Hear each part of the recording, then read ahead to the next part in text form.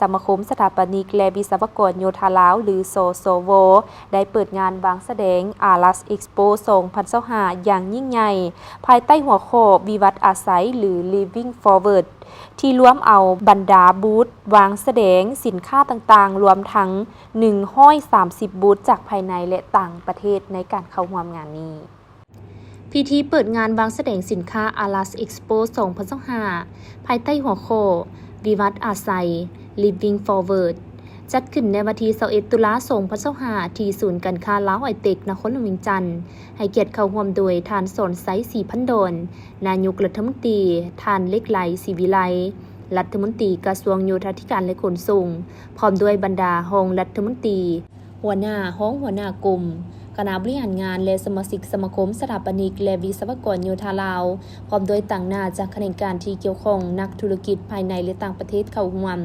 ในพิธีท่านวงไพบุญมณีประธานสมาคมสถาปนิกและวิศวกรโยธาลาวได้กล่าวว่างานวางแสดงสินค้า ALAS Expo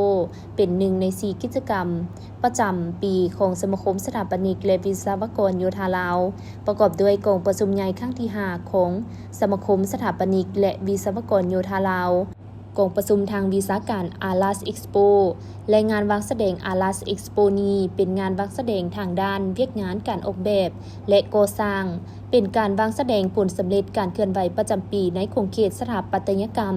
และวิศวกรรมโยธาลาวนอกนี้ยังเป็นเวทีและพื้นที่สำหรับโอกาสของการพัฒนาใหม่ในมิติของธุรกิจนวัตกรรมการร่วมมือเพื่อส่งเสริมวิชาชีพของแขนงการดังกล่าวให้ต่อเนื่องงานดังกล่าวจะได้ดำเนินไปเป็น7วันนับแต่วันที่20-26ตุลา ALAS Expo 2025ครั้งนี้จะถูกนำเสนอผ่านหัวข้อวิวัฒน์อาศัยหรือ Living Forward ที่สะท้อนให้เห็นถึงการเดินทางผ่านการเวลาของที่อยู่อาศัยในลาวตั้งแต่อดีตจนถึงปัจจุบันและสานต่อสู่อนาคตเป็นงานวางแสดงที่จะพาผู้ชมไปสำรวจเรียนรู้วิวัฒนาการของสถาปัตยกรรมและการก่อสร้างในลาวเริ่มตั้งแต่ภูมิปัญญาการออกแบบก่อสร้างเรือนแบบดั้งเดิมที่มีคุณค่าทางด้านวัฒนธรรม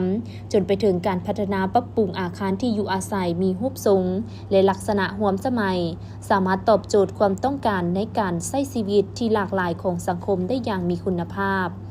ภายในงานวางแสดงมีบูธวางแสดงสินค้ารวมทั้งหมด130บูธ80กว่าบริษัทภายในและต่างประเทศบูธของบรรดาบริษัทออกแบบที่ปรึกษาและก่อสร้างบูธของสมาชิกสมาคมสถาปนิกและวิศวกรโยธาลาวเคียงคู่กันนั้นยังมีบูธของสมาคมสถาปนิกและวิศวกรโยธาลาวคู่หัวมือของสมาคมสถาปนิก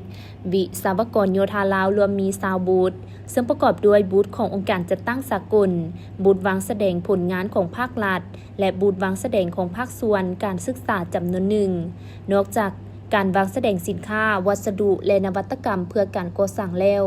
ตลอด7วันของงานเอ็กซ์โปยังจะมีกิจกรรมหลากหลายทางด้านสมาคมสถาปนิกและวิศวกรโยธาลาวและผู้ประกอบการร่วมมือจัดกิจกรรมที่หลากหลายบ่ว่าจะเป็นการออกบูธวางแสดงสินค้าผลิตภัณฑ์ของบรรดาบริษัทที่เกี่ยวข้องกับแขนงการกิจกรรมเสวนาแลกเปลี่ยนความรู้ ALAS Award กิจกรรมการประกวดและให้รางวัลผลการออกแบบดีเด่นประจำปีของสมาคมสถาปนิกและวิศวกรโยธาลาวนิทรรศการและกิจกรรมเวิร์กช็อปปิ่นอ้อมภายในและคาดว่างานวางแสดงสินค้าในปีนี้จะเป็นพื้นฐานและบทเรียนอันดีให้แก่การจัดงานในปีต่อๆไป